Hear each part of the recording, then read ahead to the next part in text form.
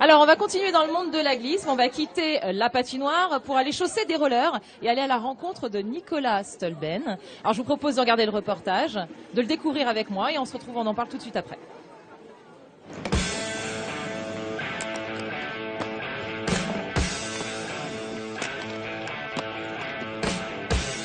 Ouais, fais gaffe, il y a bordure sur tout le long et tout. Hein. Ouais, je sais. Personne ne pourrait imaginer que Nicolas est quasiment aveugle. Et pourtant, sa vue est tombée à 1/50e à chaque œil en 3 mois, il y a 5 ans. Le sac, c'est pour me repérer un peu. Pour essayer, parce que je vois pas trop le muret. Il n'y a pas de contraste, donc c'est un peu compliqué. Il pratiquait le roller à fond avant de perdre la vue. Il a repris cet été. Son corps connaît les gestes par cœur et ses yeux, c'est Solène, son amie. Ouais, c'est Oh. Ça va? Ah, il y avait un vélo. Désolée, j'avais vraiment pas C'est vu. pas grave. Hein. Vous pouvez pas avoir les yeux partout. C'est pas risqué quand même celui-là. Ce qu'il fait? Ouais. Si, c'est réussi. Bah ouais. Je lui ai dit plusieurs fois après. Bah, c'est sûr que ça me fait peur, mais bon après je sais que ça lui fait plaisir, donc je suis contente. La première fois que je l'ai vu, on roulait là, on a dû rouler peut-être pendant 1h30, 2 heures, et puis c'est quelqu'un d'autre qui m'a dit qu'en fait il voyait pas, et du coup j'étais non, c'est pas possible, c'est incroyable quoi, il voit rien et il fait des trucs que je suis incapable de faire. Et... Je fais pas ça spécialement pour prouver quoi que ce soit, hein, mais c'est vrai que c'est un peu, on voit qu'on est encore capable de faire des trucs, Puis c'est aussi, quelque part ça montre parce qu'il y a des gens, quand on est malvoyant, quand on voit plus du tout, ils pensent qu'on peut plus rien faire, qu'on est assis sur une chaise et tout ça, on peut plus. Alors que si on pousse un peu le truc, ça prouve que non, quoi. C'est bien ce que tu fais. Tu peux être fier de toi. Ouais, ça va. Les rollers déchaussés, on ne remarque pas davantage le handicap de Nicolas. Solène elle-même s'est laissée prendre quand elle l'a rencontré il y a 2 ans et demi, dans une soirée étudiante. On a beaucoup parlé. Comme il arrive à fixer les personnes dans les yeux, je m'en suis pas rendu compte. On parlait de tout et n'importe quoi. Non, elle avait pas remarqué, et puis voilà, je lui ai dit par la suite. Ouais, mais au début, je la voyais pas bien. Hein.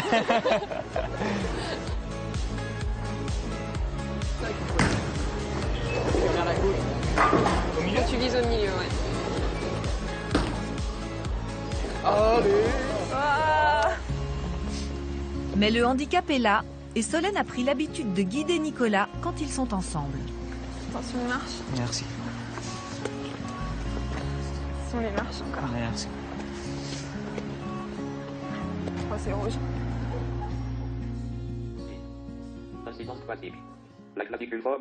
Pour faire ses études de kiné, il a des outils adaptés. Elle représente l'obliné antérieur de la mécanique scapulaire. Cette os empêche le glissement antérieur de la scapula latérale. En fait, là, c'est la figure. Et il peut compter sur l'aide de Solène, étudiante en médecine. Donc au départ, Il y a juste une figure qui est importante et je vois quasiment rien. on peut la faire si tu veux, mais j'ai le temps là. Je vais mettre blanc sur noir. Bon, c'est pas la figure la plus compliquée, mais j'ai vraiment beaucoup de mal à voir, quoi. Tu vois qu'il y a comme un petit espace là. Je sais pas si t'arrives à voir. Une nœud de Toi, ranvier. comme ça.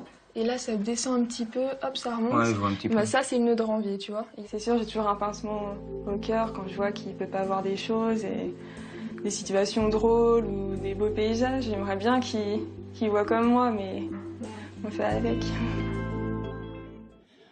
Bravo Nicolas, vous êtes vraiment, mais alors incroyable. Vous avez jamais peur de vous faire mal? Un petit peu, mais ça va, on apprend à chuter en fait, donc ça va. Bon alors Nicolas, vous souffrez d'une neuropathie optique héréditaire de Leber, donc en clair, vous y voyez presque plus. Ouais. C'est ça depuis 5 ans et demi. Vous êtes accompagné de votre petite amie Solène, avec qui vous êtes depuis 2 ans et avec qui vous vivez depuis 1 an. Et à vos côtés, Serge Braun, le directeur scientifique de l'Association française contre les myopathies, spécialisée dans les maladies neuromusculaires. Alors Nicolas, comment ça se passe quand à 21 ans, on apprend qu'on va perdre la vue et aussi vite? Au début, sur le coup, c'était pas évident. Et après, les jours, les semaines qui sont venues, j'ai pris... ça venait quoi. Et alors, à cette époque-là, vous étiez scolarisé, vous faisiez encore des études. Est-ce que ça vous a donné envie de tout lâcher, ou alors vous avez eu envie de continuer et de vous accrocher? Non, à ce moment-là, j'étais motivé, donc c'est pour ça que j'ai repris des études par la suite, quoi. Et ça va, ça se passe bien. Quel type d'études vous avez faites? Là, j'ai fait une prépa kiné et puis là, je suis en première année. Bravo, félicitations. C'est dur ça en plus. C'est combien d'années ça? C'est passé de 3 à 4 maintenant, c'est 4 années. Ah oui, quand même, c'est impressionnant.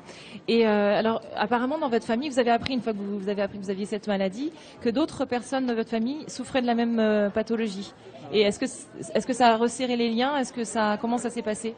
Pas spécialement, mais après, je les ai contactés et puis 2-3 fois, et ça s'est bien passé. Après, c'est des personnes que je connaissais pas avant, de ma famille, donc je suis pas plus en contact que ça avec, mais ça se passe bien. Sinon, après, il y a mon oncle qui est aussi touché depuis peu. Donc lui, j'ai appris à le connaître depuis que je suis malvoyant et malheureusement, il a aussi été touché depuis 2 ans à peu près. Solène, alors vous, comment ça s'est passé quand vous avez appris le handicap de Nicolas? Comment vous avez réagi?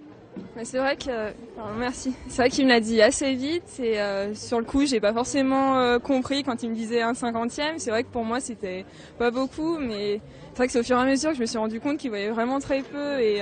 Ben oui, petite anecdote, il paraît qu'en fait au départ vous en étiez pas du tout rendu compte. Oui, c'est ça. Comme on peut le remarquer, il arrive à assez bien fixer dans les yeux, donc on s'en rend pas compte et on se pose pas tellement la question lors d'une première rencontre, est-ce qu'il arrive à me voir. Donc c'est vrai que je m'en étais pas rendu compte, mais. Et alors du coup, vous apparemment vous êtes aussi très myope, si j'ai bien compris. Oui, c'est vrai que je porte des lentilles. Donc du coup, est-ce que ça vous permet de comprendre ce qu'il voit, ce qu'il perçoit et comment il le vit?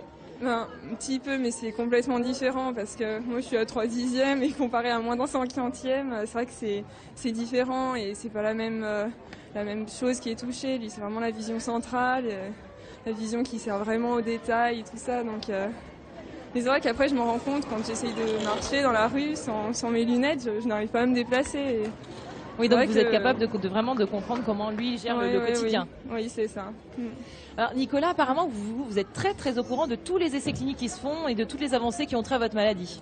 Plus ou moins, hein. Après je suis pas trop à m'intéresser en fait, parce que je préfère vivre sans penser à tout ça, quoi.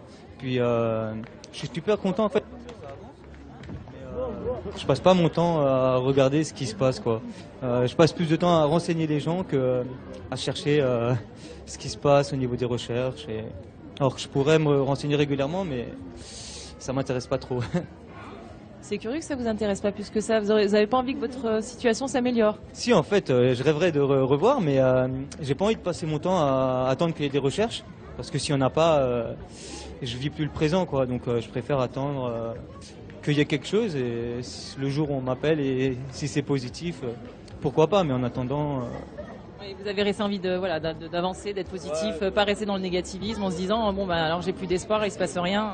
Exactement, j'ai pas envie de penser qu'à ça et pas vivre le présent, quoi. Donc. Et si je vous dis que vous pourriez peut-être avoir des infos supplémentaires, ça vous avez, en demandant à Serge Braun de nous en dire un petit peu plus, ça vous intéresse? Ouais, ça m'intéresserait. Super, alors on va demander à Serge Braun de nous en dire un petit peu plus. Oui, alors effectivement, il y a actuellement en préparation un essai clinique de thérapie génique où on injecte directement dans l'œil le gène qui manque dans cette maladie. Alors pourquoi on s'est intéressé à une maladie qui touche l'œil alors qu'on parle de myopathie, mais c'est une maladie rare et l'outil qui est utilisé, le transporteur qui est utilisé pour délivrer le gène dans l'œil, c'est le même qu'on peut utiliser dans beaucoup d'autres maladies de la vision, pour traiter des maladies même fréquentes de la vision. Et la partie de la cellule qui est touchée dans cette maladie, qui est la centrale énergétique de la cellule, on la trouve dans toutes nos cellules. Et il y a plus de 1500 maladies qui concernent cette petite partie de la cellule. Des maladies rares, mais aussi des maladies fréquentes, y compris le vieillissement, parce qu'à un moment donné, ça passe par un problème dans cette petite partie de la cellule qui s'appelle la mitochondrie. Et donc, un jour, on visitait le laboratoire de José Sahel à l'Institut de la Vision. Il nous a présenté une jeune chercheuse qui s'appelle Marisol Corral-Debrinsky. Il nous a dit il faut l'aider. Elle commençait son travail et puis on l'a soutenue pendant des années. Et aujourd'hui, on parle d'essais cliniques pour pouvoir empêcher la progression de la maladie et ouvrir beaucoup d'autres applications qui concernent des maladies rares de l'œil, des maladies fréquentes de l'œil et probablement des maladies qui touchent beaucoup d'autres organes. Donc on est parti d'une maladie rare et on a un panel d'applications qui est absolument énorme et qui nous concerne tous. Et pour ça, sans le soutien du Téléthon, jamais on en serait là. Et j'espère que c'est une thérapeutique qui pourra te profiter et profiter à beaucoup d'autres personnes. En tout cas, Nicolas, c'est un beau symbole d'espoir parce qu'il fait plein de choses, il est dynamique, enfin du roller. Moi, je suis nul en roller. Clairement, moi, je peux pas faire ce que vous faites, je me casse la figure, hein, obligatoirement. Mais on se bat contre la maladie et on se bat tous ensemble contre la maladie. La maladie n'attend pas la crise, on se bat jusqu'à ce qu'on en vienne à bout. Bah justement, vous voyez, on est vraiment tous concernés puisque les maladies rares donc, sont un véritable laboratoire d'innovation et qui ouvre de nouvelles perspectives aux maladies fréquentes, donc ce qui nous concerne tous. Donc soyez généreux, faites un don, appelez le 3637 ou allez sur téléthon.fr, c'est très très important, même 1 euro, il n'y a pas de petit don, 1 euro c'est 1 euro de plus, voilà, ça fait avancer, ça fait monter notre compteur, on compte vraiment sur vous, n'oubliez pas, jusqu'à 2h du matin, ce compteur il faut le faire grimper, il faut qu'on dépasse, je sais pas, l'année dernière évidemment, qu'est-ce que t'en penses toi Olivier? On s'est dit, on se fixe pas, oui, plus ça sera, mieux ça sera, voilà. Puisqu'on peut donner un petit peu et beaucoup aussi. Et à travers ces témoignages, se rendre compte bien évidemment que on peut être touché à n'importe quel âge. C'est ce que je me suis dit en vous écoutant, professeur. Absolument. Et que justement les dons que vous allez faire aujourd'hui, eh bien ils peuvent vous concerner demain. Et ça c'est très important. On retrouve Cyril. On retrouve Cyril. Alexandre, je t'ai senti perdu. Je t'ai senti perdu avec ta bouée. Mais pas perdu. Surtout qu'on va aller là. faire un petit tour en bateau, d'après ce que j'ai compris dans un instant. Eh ben pas du tout. Non, moi. Bah alors, va faire un petit tour en bateau, Alex. À tout de suite. On t'attend quoi qu'il arrive. On est toujours dans les rues de Pont-à-Mousson et vraiment un grand merci à tous les habitants de Pont-à-Mousson et à tous les Lorrains qui sont mobilisés depuis le début de l'après-midi. Vous pouvez vous applaudir tous. Hein.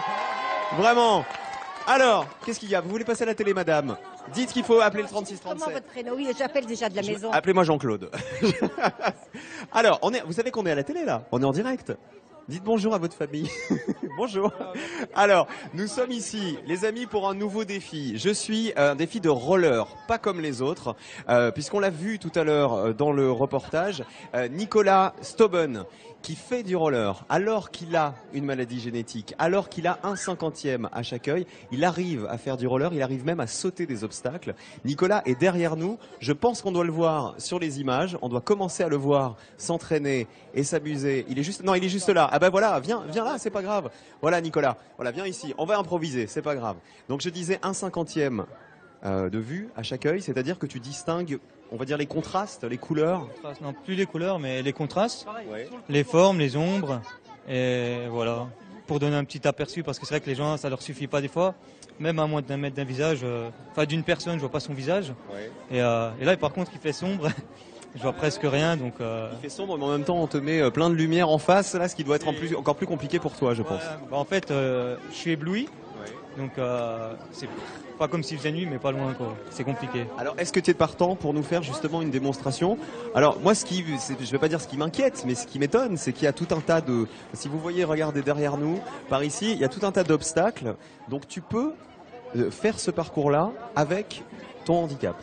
Bah, je vais essayer. Après, c'est vrai que dans le roller, on chute souvent. Et vu que je vois pas trop, ça va être un peu compliqué, mais je vais faire ce que je peux. Voilà, parce qu'il n'y a pas beaucoup de clarté. On peut l'encourager. Nicolas, on te suit. Vas-y. Ah, tu peux partir, vas-y, regarde, fais comme chez toi. Tu sais quoi, regardez, on va se pousser un petit peu, les amis. Et on va faire, attention, oh là là, il y a un petit loulou qui est passé. Parce qu'en plus, il part de la rampe. Attention, c'est parti. On va enlever les fils qui sont par terre, parce que, voilà. On va le regarder un petit peu, faire les différents agrès. Et j'ai un autre Nicolas avec moi, c'est Nicolas Voiran cette fois-ci, qui est éducateur sportif. Ça va Nicolas? Ça va, très bien, très bien. Un petit peu effrayant cette heure-là, mais ça va. On est bien quand même. On est bien, on est bien. Regardez, il est impressionnant. Comment il peut comme ça monter sur la barrière sans... Alors moi j'avoue qu'il m'a beaucoup impressionné ce matin. Parce que je ne m'attendais pas à ce qu'il puisse aussi facilement s'adapter aux différents modules. Oh là là. Puisque il voit les obstacles vraiment seulement en arrivant dessus. Ouais. Et souvent il les imagine plus qu'il ne les voit. Ce qu'il m'a clairement dit tout à l'heure, hein, en regardant la barre, il ne la voyait pas, il fallait qu'il regarde au-dessus pour en voir l'ombre. Et ce qui est impressionnant, c'est que même nous, avec nos En deux étant yeux valide, voilà, ouais, en ayant une bonne on vue. n'est pas forcément aussi à l'aise pour faire ce genre de figure. Et la preuve, c'est 5 minutes avant cette séquence, quand je suis arrivé, je savais que j'avais 2 Nicolas avec moi, je ne savais pas qui était qui, et je vous ai inversé, et je pensais, hop là, voilà, il a dit, on peut l'applaudir. Bravo Nicolas, bravo. Comment reprends ton souffle, vas-y, parce que c'est une sacrée performance, hein, mine de rien. Comment tu les imagines, en fait, les obstacles, tu devines à peu près la forme, et du coup tu arrives à comprendre que c'est une barrière, que c'est comme ça un petit carré sur lequel il faut sauter? En fait, au début, je touchais avec mes mains, mes patins. J'ai soufflé. Vas-y. Et après, vu que quand je viens, je le vois pas, mais je sais qu'il est là. Tu sais qu'il est là parce que tu l'as touché avant, tu te rappelles à peu près voilà, de la hauteur par exemple. Encore un tout petit peu qu'il y a quelque chose. Ouais. Donc après, c'est aux sensations, à l'équilibre. Mais je vois que plus ou moins au dernier moment. En tout cas, ce que tu viens de faire là, c'est une super leçon de vie. Hein. Parce qu'encore une fois, 1/50e à chaque œil, hein, c'est ça? Un peu moins, ouais. Un peu moins en plus, voilà. Applaudissez-le encore, s'il vous plaît, les amis, parce que c'est un super défi. Et ce qu'on va faire, justement, Nicolas Voiran, c'est que on va équiper... Vous êtes prêts à le faire, ce défi-là? Alors, il faut voir avec nos jeunes si... Alors, est-ce qu'on a une bande? Ce qu'on va faire, c'est qu'on va faire un petit peu ce que vit Nicolas au quotidien, c'est-à-dire qu'on va passer de l'autre côté, on va mettre des bandeaux. Ils sont là-bas? Où ils sont installés, nos copains qui vont faire le parcours? Ils sont tout au fond? Ils sont au fond, au niveau de la barrière, et ils vont nous descendre les différents obstacles, les différents slaloms, avec différentes lunettes qui modifient un peu leur vue, et afin de diminuer leur perception et pas de les mettre dans le cas de Nicolas, mais voilà, et de connaître des difficultés qu'il peut vivre au quotidien. Dans la vie de tous les jours comme dans la pratique sportive. Alors est-ce qu'ils sont prêts, nos amis avec les yeux bandés tout au fond? Tu peux aller les mettre en place, Nicolas, il n'y a pas de souci. Vous avez vu encore une fois avec la présentation de l'autre Nicolas, vas-y tu peux venir avec moi, excusez-moi les petits loulous. Voilà, vous avez vu à quel point c'est important de donner, à quel point il faut se mobiliser pour vous. Alors on sait que on est en temps de crise, que c'est pas forcément évident pour les uns ou pour les autres, mais voilà, 1 euro, ne serait-ce qu'1 euro, c'est un don. 1 euro, 2 euros, 5 euros, 10 euros, voire plus si vous avez les moyens et si vous pouvez. Votre générosité, les malades en ont besoin, comme Nicolas, pour peut-être un jour recouvrer la vue et pouvoir les voir vraiment ces obstacles sans avoir à les toucher avant. Est-ce que tu as un message peut-être à passer, un message d'espoir? Ouais, soutenez le Téléthon et voilà quoi. Et malgré la maladie, c'est ce que tu nous as démontré, malgré la maladie, on peut se battre, on peut prendre du plaisir et faire du sport. C'est ça en fait. Faut juste pas se laisser aller, parce qu'il y a malheureusement beaucoup de gens des déficients visuels ou des gens qui voient plus du tout quoi. Enfin, des déficients visuels, des malvoyants comme des non-voyants. En fait. Ouais, qui pensent que ils peuvent plus rien faire et malheureusement ils restent chez eux et ils font plus rien quoi. Après je dis pas qu'on est obligé de faire du roller de cette manière. Mais tu le vois pas du coup, mais je vais te raconter. Mais on a lancé le top au défi. Alors je sais pas si vous avez des images et si vous pouvez commencer à voir, mais effectivement on a différents rollermen avec leurs lunettes qui effectivement modifient la vue, qui ont commencé un parcours et c'est là qu'on voit que c'est une vraie performance ce que fait Nicolas. Allez-y les gars, on va lancer le top au défi. Ils se sont un petit peu entraînés. 3, 2, 1, c'est parti. D'abord c'est un slalom. Et pas un slam. Oui, monsieur. Bah écoutez, ils s'en sortent plutôt pas mal. Alors Nicolas, est-ce qu'on se rapproche un petit peu pour que tu vois davantage?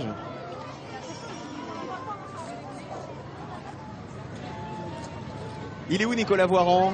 Il est de l'autre côté, il a lancé le top au dé. Ah tu es là. Voilà, qu'est-ce que tu en penses du coup de cette performance? C'est plutôt impressionnant puisque je pensais pas qu'aussi vite il s'adapterait aussi facilement. On a testé un petit peu aujourd'hui, donc on a différents types de lunettes, on a certaines qui donnent une vision floue, d'autres une deuxième qui enlève toute la visibilité périphérique, donc on voit plus que le centre, et on a des lunettes qui simulent un œil en moins, donc le fait d'être borgne. Donc ça pose des problèmes d'équilibre, de proprioception aussi. ça leur change complètement les repères qu'ils ont d'habitude et du coup je suis assez impressionné de leur performance parce que... Alors, ce qui est impressionnant, c'est que, alors ils font un slalom et il faut pas oublier que notre autre Nicolas, il fait carrément des sauts périlleux, il a tout ce qu'il faut, il a des rampes, etc. En danger non plus, l'idée c'était qu'ils puissent tous rentrer sains et saufs chez eux le soir. Du coup on s'est contenté de slalom et de petits parcours. C'était un beau défi en tout cas, hein. C'était bien de le faire. Merci à vous deux, merci les deux Nicolas d'avoir été avec nous. Alors c'était une belle émission. Aujourd'hui on a vu magnifique, à quel point il était important de donner au 36-37 pour que les malades, on l'a vu avec Nicolas tout à l'heure avec le roller, comme quoi même si on est par exemple malvoyant, même si on est en fauteuil, on peut faire du sport, on peut se divertir, on peut avoir des loisirs et ça c'est un bonheur.